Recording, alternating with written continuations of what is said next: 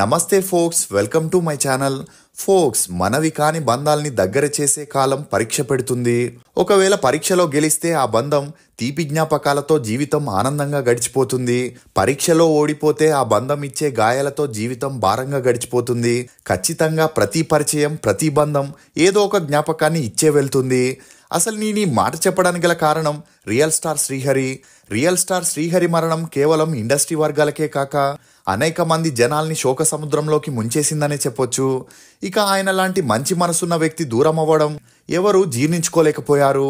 ఇక అలా అప్పటి వరకు శ్రీహరి బానే ఉన్నప్పటికీ ముంబైకి వెళ్ళగానే ఎలా చనిపోయాడనే ప్రశ్నలు దాదాపు అందరినీ వెంటాడుతూనే ఉన్నాయి.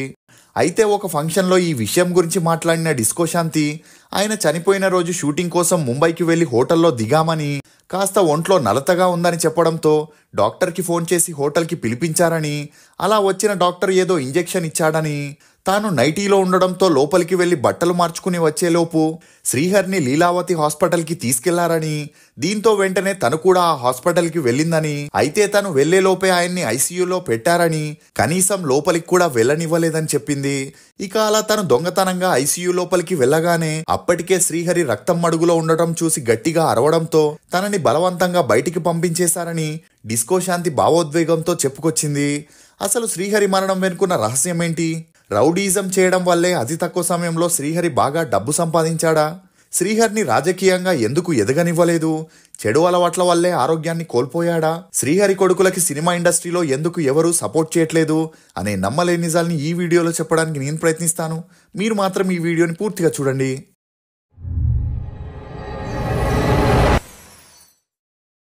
ఫోక్స్, మౌనం మనస్సుని శుద్ధి చేస్తుంది, స్నానం దేహాన్ని శుద్ధి చేస్తుంది, ధ్యానం బుద్ధిని శుద్ధి చేస్తుంది, ప్రార్థన ఆత్మని శుద్ధి చేస్తుంది, దానం సంపదను శుద్ధి చేస్తే క్షమాపణ సంబంధాలను శుద్ధి చేస్తుంది. ఇక 1993లో ఎప్పుడైతే శ్రీహరి డిస్కో శాంతి సీక్రెట్ గా పెళ్లి చేసుకున్నారో అప్పటి నుండి ఒకవైపు డిస్కో శాంతి తన ఫ్యామిలీని త్వరగా సెటిల్ చేయాలని హార్డ్ వర్క్ చేస్తే, మరోవైపు శ్రీహరి బాగా డబ్బు పేరుని సంపాదించి రహస్యంగా జరిగిన వీరి పెళ్లిని అంగరంగ వైభవంగా చేసుకోవాలని డిసైడ్ అయ్యాడు. ఇదిలా ఉంటే డిస్కో శాంతి సౌత్ మూవీస్ చేస్తూనే మరోవైపు హిందీ మూవీస్ లో ఐటమ్ డాన్సర్ గా చేస్తూ బాగా డబ్బు సంపాదించింది. అలా తన ఫ్యామిలీ కోసం ఒక పెద్ద ఇల్లు కొని ఫస్ట్ ఫ్లోర్లో ఫ్యామిలీ ఉంటే సెకండ్ ఫ్లోర్ని అద్దెకిస్తుండేది. ఇక అలా అద్దెకు వచ్చిన వారిలో ప్రకాష్ రాజ్ కూడా ఒకరు. నేను ఆల్రెడీ ప్రకాష్ రాజ్ గురించి ఒక వీడియో చేశాను, చూడని వారుంటే కమెంట్ సెక్షన్లో లింక్ ఇస్తాను, తప్పకుండా చూడండి.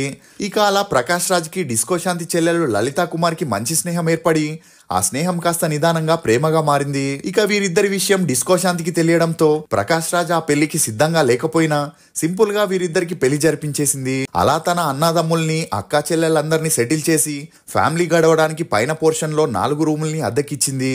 అలా తన బాధ్యత అంతా తీరిపోవడంతో అప్పటికే 30 ఏళ్లైన డిస్కో శాంతి శ్రీహరితో ఫ్యామిలీ లైఫ్ ని లీడ్ చేయాలనుకుంది.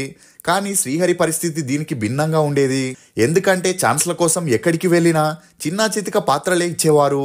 దీంతో అంతంత మాత్రమే డబ్బులు వచ్చేవి. ఇక ఇదిలా ఉన్నప్పుడే మేజర్ చంద్రకాంత్ అనే మూవీ చేసేటప్పుడు శ్రీహరికి మోహన్ బాబుతో మంచి పరిచయం ఏర్పడింది. ఎంతలా అంటే అప్పటి వరకు రాజకీయాలకి సంబంధించిన సెటిల్మెంట్స్ ని చేసేందుకు మోహన్ బాబు సొంతంగా ఒక రౌడీ గ్యాంగ్ ని మెయింటైన్ చేసేవాడు. అంతేకాకుండా సినిమా ఇండస్ట్రీలో జరిగే ఎలాంటి పంచాయతీ అయినా మోహన్ బాబు సెటిల్ చేసేవాడు.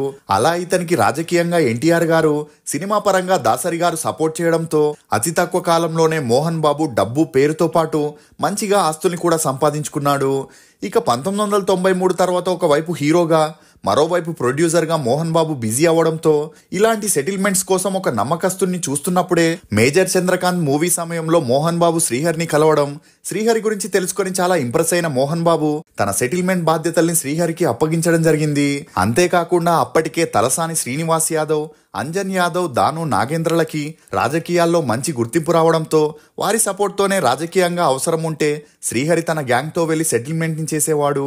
వీలైతే కొట్టి బెదిరించడంతో శ్రీహరికి మంచి అమౌంట్ ఇచ్చేవారు. ఇక అలా ఒకవైపు hello brother, gharana Bullodu, hello అల్లుడు, స్ట్రీట్ ఫైటర్, భలే బుల్లోడు, తాజ్ మహల్, అల్లుడా మజాకా అనే మూవీస్ లో విలన్ గా చేస్తూ సినిమాలో కూడా మంచి గుర్తింపును పొందాడు.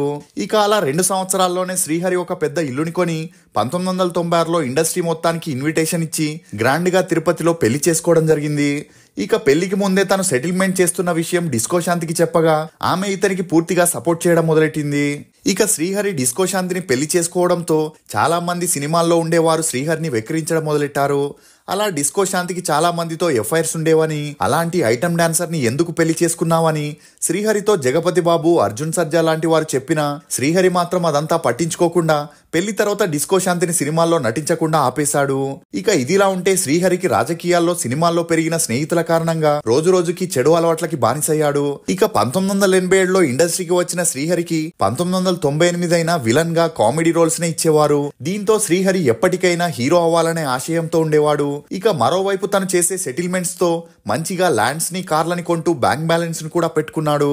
అంతేకాకుండా సినిమా ఇండస్ట్రీలో ఏదైనా సమస్య ఉందంటే అందరూ శ్రీహరి దగ్గరికే రావడంతో పెద్ద ప్రొడ్యూసర్స్, డైరెక్టర్స్ తో శ్రీహరికి మంచి పరిచయం పెరిగింది. కానీ ఎంత మంచి పరిచయం ఉన్నా వారు శ్రీహరికి విలన్ పాత్రలు ఇచ్చేవారే తప్ప హీరోగా ఎవరు ఛాన్స్ ఇచ్చేవారు కాదు. ఇదిలా ఉన్నప్పుడే కెఎస్ నాగేశ్వరరావు డైరెక్షన్ లో వార్నింగ్ అనే మూవీలో చిన్న పాత్రని చేసేటప్పుడు శ్రీహరికి డైరెక్టర్ కెఎస్ నాగేశ్వరరావుతో మంచి పరిచయం ఏర్పడింది. అలా స్నేహం కారణంగానే రోజు సాయంత్రం మద్యం తీసుకుంటుండేవారు. ఇక అలా మాటల్లో శ్రీహరి కెఎస్ నాగేశ్వరరావుతో తనకి హీరోగా చేయాలనుందని, నెగిటివ్ క్యారెక్టర్స్ చేయడం ఇష్టం లేదని చెప్పగా అప్పటికే కెఎస్ నాగేశ్వరరావు కెరియర్ కూడా చాలా డౌన్ లో ఉండడంతో తన దగ్గరున్న సాంబయ్య స్టోరీని మూవీగా చేయాలని, ప్రొడ్యూసర్ కోసం వెతుకుతున్నానని, నీకు స్టోరీ నచ్చి ప్రొడ్యూసర్ ని తీసుకురాగలిగితే నువ్వే ఈ మూవీలో హీరోగా చేయొచ్చని కెఎస్ నాగేశ్వరరావు శ్రీహరికి చెప్పడం జరిగింది. అలా సాంబయ్య మూవీ కథ యాక్షన్ ప్యాక్ తో ఉండడంతో శ్రీహరికి బాగా నచ్చి ఈ అవకాశాన్ని వదులుకోకూడదని డిసైడ్ అయ్యాడు. ఇదిలా ఉంటే తనలాగే రియల్ ఎస్టేట్ లో సెటిల్మెంట్ చేసే బెల్లంకొండ సురేష్ తో శ్రీహరికి అప్పటికే మంచి పరిచయం ఉండింది. అంతేకాకుండా బెల్లంకొండ సురేష్ మంచి స్టోరీ ఉంటే మూవీ చేద్దామని శ్రీహరికి చెప్పడంతో సాంబయ్య స్టోరీని బెల్లంకొండ సురేష్ కి చెప్పడం, అది అతనికి బాగా నచ్చడంతో 1998లో శ్రీహరి హీరోగా, రాధికా చౌదరి హీరోయిన్ గా, కెఎస్ నాగేశ్వరరావు డైరెక్షన్ లో ఈ మూవీ స్టార్ట్ అయింది. ఇక ఈ మూవీ షూటింగ్ జరిగేటప్పుడు పోలీస్ అనే మరొక మూవీని కెఎస్ నాగేశ్వరరావు డైరెక్షన్ లో శ్రీహరి సైన్ చేయడం విశేషం. అలా సాంబయ్య మూవీ 1999లో రిలీజ్ అయి ఓకే టాక్ రావడంతో అప్పటి వరకు శ్రీహరిని విలన్ రోల్స్ లో చూసిన ఇండస్ట్రీ వారు సాంబయ్య మూవీకి జనాల్లో మంచి ఆదరణ రావడంతో శ్రీహరికి హీరోగా అవకాశాలు ఇవ్వడం మొదలెట్టారు. అలా తర్వాత కెఎస్ నాగేశ్వరరావు డైరెక్షన్ లోనే పోలీస్, దేవా అనే మూవీస్ చేయగా ఆ మూవీస్ కూడా రిలీజ్ అయ్యి ఓకే టాక్ రావడంతో నెక్స్ట్ మూవీయే రవిరాజ్ పినశెట్టి డైరెక్షన్ లో శ్రీహరి హీరోగా బలరామ్ అనే మూవీని చేయడం, ఆ మూవీ రిలీజ్ అయి హిట్ అవ్వడంతో శ్రీహరికి బ్యాక్ టు బ్యాక్ అవకాశాలు వెతుక్కుంటూ వచ్చాయి. అలా విజయ రామరాజు, అయోధ్య రామయ్య, శివాజీ, మా ఆయన సుందరయ్య, ఒరై తమ్ముడు, ఎవడ్రా రౌడీ, థ్యాంక్ యూ సుబ్బారావు అనే మూవీస్ ని చేయడం జరిగింది. కానీ శ్రీహరి చేసిన అన్ని మూవీస్ ఒకేలా యాక్షన్ స్టోరీ ఉండడంతో జనాలకి శ్రీహరి మూవీస్ బోర్ కొట్టసాగాయి. ఇక అలా భారీ ఎక్స్పెక్టేషన్స్ తో రిలీజ్ అయిన సింహాచలం, శేషాద్రి నాయుడు, గురి అనే మూవీస్ కూడా అంతంత మాత్రమే ఆడడంతో సుమంత్ నటించిన మహానంది మూవీతో సపోర్టింగ్ ఆర్టిస్ట్ గా శ్రీహరి తన సెకండ్ ఇన్నింగ్స్ ని మొదలెట్టాడు. ఇక ఇదిలా ఉంటే శ్రీహరి డిస్కో శాంతి అన్యోన్య సంసారానికి గుర్తుగా 1997లో అక్షర అనే కూతురు జన్మించగా అమ్మాయి పుట్టిన 4 నెలలకే కొన్ని అనారోగ్య కారణాల వల్ల ఆ అమ్మాయి మరణించడంతో అప్పటి నుండి శ్రీహరి మానసికంగా కృంగిపోయి మద్యానికి ఎక్కువగా బానిసయ్యాడు. ఇక ఆ తర్వాత మేఘాంస్, శశాంక్ అనే 2 కొడుకులు కూడా జన్మించారు. ఇదిలా ఉంటే శ్రీహరి ఎప్పుడైతే సపోర్టింగ్ ఆర్టిస్ట్ గా తన సెకండ్ ఇన్నింగ్స్ ని స్టార్ట్ చేశాడో అప్పటి నుండి ఇతనికి వరుసగా అవకాశాలు వెతుక్కుంటూ వచ్చాయి.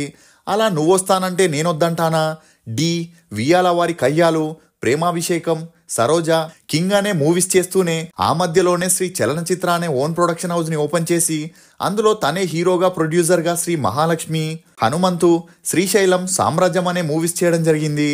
కానీ శ్రీహరిని సపోర్టింగ్ ఆర్టిస్ట్ గా చూసిన జనాలు మళ్ళీ హీరోగా యాక్సెప్ట్ చేయలేకపోయారు. ఇక అలా రాజమౌళి డైరెక్షన్ లో చేసిన మగధిరా మూవీలో శ్రీహరి చేసిన షేర్ ఖాన్ పాత్రకి మంచి గుర్తింపు రావడంతో అప్పటి నుండి హీరోగా చేయడం ఆపేసి పూర్తిగా సపోర్టింగ్ ఆర్టిస్ట్ గా మారాడు.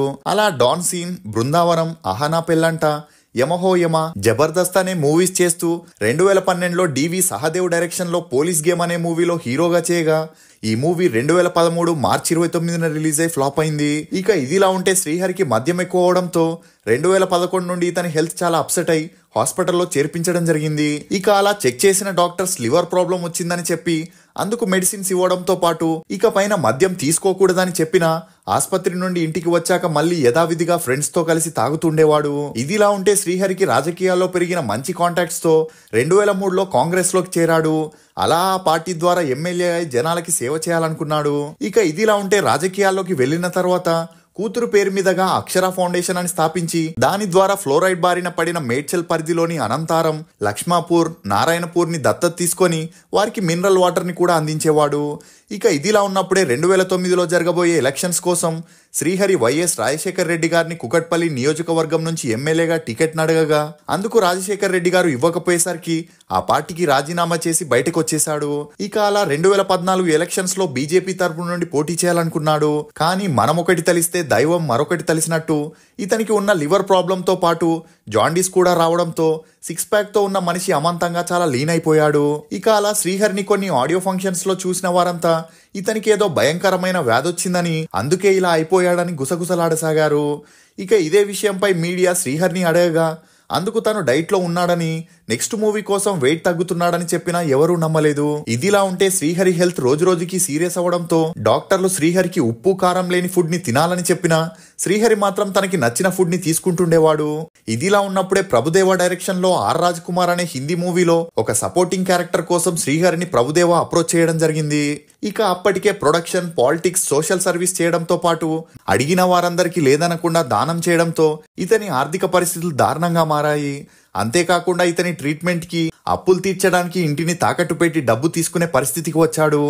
దీంతో ఈ అవకాశాన్ని వదులుకోకూడదని, మంచి పేమెంట్ వస్తుందని శ్రీహరి ప్రభుదేవా మూవీని ఒప్పుకున్నాడు. అలా ఈ మూవీ కోసం బాంబేకి వెళ్లేటప్పుడు తన హెల్త్ బాగోలేకపోవడంతో డిస్కో శాంతిని కూడా తనతోనే ముంబైకి తీసుకెళ్లడం జరిగింది. ఇక ముంబైకి వెళ్ళగా హోటల్లో దిగడం, శ్రీహరికి ఉన్నట్టుండి ఎక్కువగా ఫీవర్ రావడం, అక్కడి డాక్టర్స్ ని రప్పించి ఇంజెక్షన్ వేయడంతో శ్రీహరి పరిస్థితి విషమంగా మారింది. దీంతో ఇమీడియట్ గా ముంబైలోని లీలావతి హాస్పిటల్ కి మధ్యాహ్నం 12:30 గంటలకి తీసుకెళ్లగా అప్పటికే ఇతని హెల్త్ చాలా క్రిటికల్ అయి కళ్ళు, ముక్కు, చెవి, నోరు నుండి రక్తం రావడంతో పాటు హార్ట్ అటాక్ వచ్చి 2013 అక్టోబర్ 9న సాయంత్రం 6:30 గంటలకి శ్రీహరి గారు తన 49వ ఏటకి తిరిగి రాని లోకానికి వెళ్లిపోయారు. ఇక డిస్కో శాంతి దీనిపై స్పందిస్తూ ఈ దారుణానికి హాస్పిటల్ వారి నిర్లక్ష్యమే కారణమని చెప్పడం జరిగింది. ఇదిలా ఉంటే శ్రీహరి పార్థివ శరీరాన్ని ముంబై నుండి హైదరాబాద్ కి తీసుకొచ్చి తన అంత్యక్రియల్ని కూతురు సమాధి పక్కనే జరిపించడం జరిగింది. ఇక అలా కుటుంబానికి అండగా ఉన్న శ్రీహరి గారు మరణించిన తర్వాత డిస్కో శాంతి గారు మానసికంగా కృంగిపోయి తాగుడికి బానిసై పిల్లల్ని పట్టించుకోలేదు. దీంతో 2 సంవత్సరాల తర్వాత ఈమెకి కూడా హెల్త్ అప్సెట్ అవ్వడంతో హాస్పిటల్లో చేర్పించి కౌన్సిలింగ్ ఇవ్వడం జరిగింది. దీంతో ఈమె మద్యాన్ని వదిలేసి కొడుకుల కెరియర్ వైపు దృష్టి పెట్టింది. అలా భర్త ఆశ ప్రకారం ఒక కొడుకుని హీరోగా, మరో కొడుకుని డైరెక్టర్ గా తీసుకురావాలని మేఘాంశ అనే కొడుకుని రాజ్దూత్ అనే మూవీ ద్వారా హీరోగా ఎంట్రీ ఇప్పించిన ఆ మూవీ రిలీజ్ అయ్యి అంతలా జనాదరణ పొందలేదు. అలా ఆ తర్వాత కోతి కొమ్మచ్చి అనే మూవీని చేయగా ఆ మూవీకి థియేటర్లు దొరకక సినిమా ఇండస్ట్రీ వారు కూడా ఎవరు సపోర్ట్ చేయకపోవడంతో ఈ మూవీ రిలీజ్ కి నోచుకోలేదు. ఇక మరో అబ్బాయి శశాంక్ డైరెక్టర్ గా సినిమాల్లోకి రావాలని ట్రై చేయగా ప్రొడ్యూసర్ దొరకలేదని చెప్పొచ్చు. ఇక ఇప్పటి వరకు శ్రీహరి గారు హీరోగా, విలన్ గా, సపోర్టింగ్ ఆర్టిస్ట్ గా 100 సినిమాలకు పైగా నటించారు. ఇతని నటనగాను ఒక ఫిలింఫేర్ అవార్డ్ తో పాటు 6 నంది అవార్డ్స్ ను కూడా అందుకోవడం విశేషం. మీకు శ్రీహరి నటించిన సినిమాల్లో ఫేవరెట్ ఏదనేది కమెంట్ సెక్షన్ లో తప్పకుండా తెలియజేయండి. ఫోక్స్, సింహం 4 అడుగులు వెనక్కి వేస్తే భయపడినట్టు కాదు, బలంగా పంజా విసరడానికి. ప్రతి మనిషికి జీవితంలో ఎన్నో ఎదురు దెబ్బలు తగులుతాయి. వాటిని తట్టుకొని నిలబడగలిగిన వారే చరిత్రని సృష్టిస్తారు. ఇది ఫోక్స్ నటుడు శ్రీహరి గురించి కొన్ని నమ్మలేని నిజాలు. ఈ వీడియో మీద మీ అభిప్రాయాన్ని కమెంట్ సెక్షన్ లో తప్పకుండా తెలియజేయండి. For more interesting videos please subscribe to CR voice. Thank you.